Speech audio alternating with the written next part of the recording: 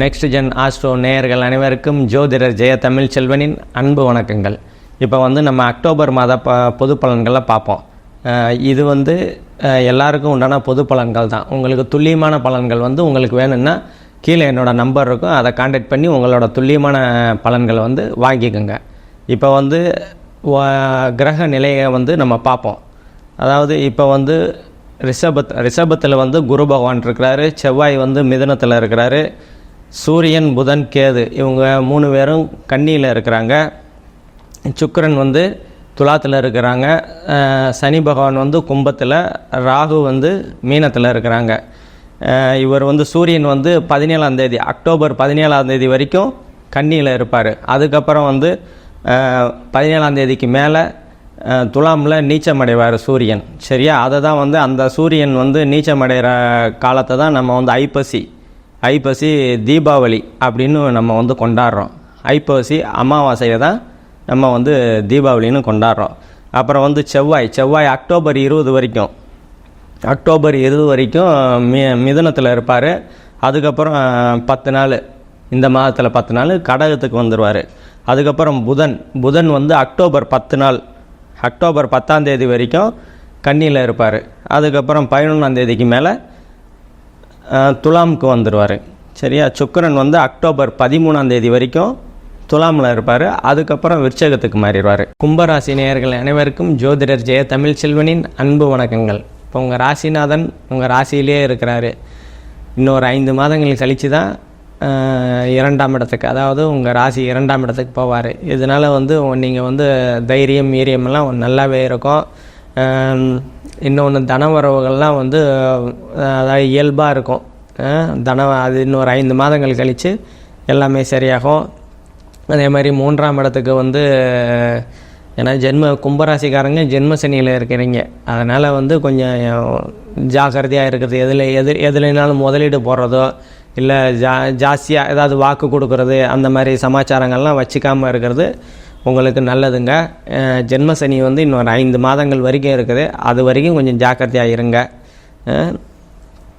அதுக்கப்புறம் உங்கள் 3ஆம் இடத்தை பார்க்குறதுனால இளைய சகோதரனால் கொஞ்சம் மனக்கசப்புகள்லாம் இருக்க தான் செய்யும். அதெல்லாம் ஒரு 5 மாதங்கள் கழித்து சரியாகும். 4ஆம் இடத்துல குரு பகவான் இருக்கிறதுனால தாயால் அனுகூலங்கள் ஆதாயங்கள்லாம் கிடைக்கக்கூடிய தன்மைகள்லாம் உண்டு. அதே மாதிரி வீடு வாகனம் அதெல்லாம் அமையறதுக்கு ஒரு நல்ல தருணங்கள் தான் உங்களுக்கு. 5ஆம் இடத்துல செவ்வாய் பகவான் இருக்கிறதுனால 5ஆம் இடம் குலதெய்வம் பூர்வ புண்ணியம் உத்தர சந்தானம்னு சொல்லுவோம். அது செவ்வாய் அக்டோபர் 20 வரைக்கும் அங்கே இருப்பார். அதனால் குழந்தைக்காக எங்கே இருக்கிற இளந்தம்பதியினர்கள்லாம் அக்டோபர் 20க்கு மேலே குரு குழந்தைய கொடுக்கக்கூடிய ஒரு நல்ல தருணமாக உங்களுக்கு இருக்குங்க. அதே மாதிரி 6ஆம் பாவகம் இயல்பாக இருக்கிறதுனால வேலைகளில் இருந்து வந்த பிரச்சனைகள்லாம் உங்களுக்கு சரியாகக்கூடிய நல்ல தன்மைகள் உண்டு. அதே மாதிரி உங்களுக்கு 7ஆம் இடத்துக்கு சனியோட பார்வை இருக்கிறதுனால கணவன் மனைவிக்கிடையே கொஞ்சம் சிறு பிரச்சனைகள் இருக்க தான் செய்யும். அதே மாதிரி கூட்டு தொழில் போட்டு பண்ணிடுறதுக்கு ஏன்டா பண்ணுன்ற மாதிரியெல்லாம் இருக்கும். அதெல்லாம் இன்னொரு 5 மாதங்கள் கழித்து தான் அந்த நிலைமைகள்லாம் சரியாகக்கூடிய தன்மைகள் உண்டு. அதே மாதிரி உங்களோட 8ஆம் இடத்துல உச்ச புதன் இருக்கிறாரு, குருவோட பார்வையும் இருக்குது. அதனால் திடீர் அதிர்ஷ்டம் பண வரவுலாம் கிடைக்கக்கூடிய நல்ல தன்மைகள் தான் உண்டு உங்களுக்கு. அதே மாதிரி திருமணம் ரொம்ப நாளாக பார்த்துக்கிட்டு இருக்கேன் தடை தாமதமாகவே. ஏன்னா 8ஆம் இடம் தடை தாமதம்னு சொல்லுவோம். அந்த 8ஆம் இடத்துல உச்ச புதன் இருக்கிறதுனால குருவோட பார்வையும் இருக்கிறதுனால அந்த தடைகள்லாம் நீங்கி உங்களுக்கு சீக்கிரமாகவே வரன் அமையக்கூடிய நல்ல தருணங்களாக தான் உங்களுக்கு இது இருக்கும். அதே மாதிரி உங்களோட 9ஆம் பாவகத்தில் சுக்கிரன் இருக்கிறதுனால தந்தையால் அனுகூலங்கள் ஆதாயங்கள்லாம் நல்லபடியாக கிடைக்கும். ஏன்னா 9ஆம் இடம் பாகியஸ்தானம், தந்தை ஸ்தானம்னு சொல்லுவோம். உங்களுக்கு தந்தையால் கிடைக்கக்கூடிய பாகியங்கள் எல்லாமே உங்களுக்கு நல்லபடியாக கிடைக்கும்.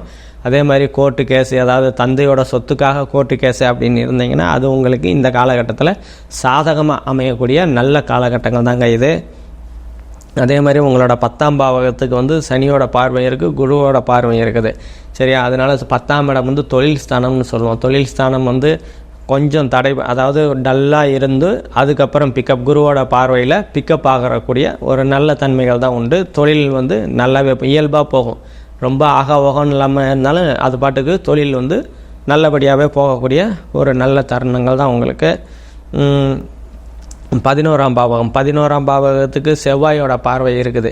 அந்த தொழில் நல்லா போகுது, அதாவது தொழில் சுமாராக போகும்னு சொன்னால செவ்வாய் வந்து அக்டோபர் 20க்கு மேலே வந்து அந்த லாபஸ்தானத்தை வந்து கெடுக்க மாட்டார். அதுக்கப்புறம் வந்து உங்களுக்கு தொழில் வந்து நல்லாவே போய் லாபஸ்தானங்கள் லாபங்கள் வந்து உங்களுக்கு நல்லாவே வரக்கூடிய அற்புதமான காலகட்டங்கள் தான் இருக்குது.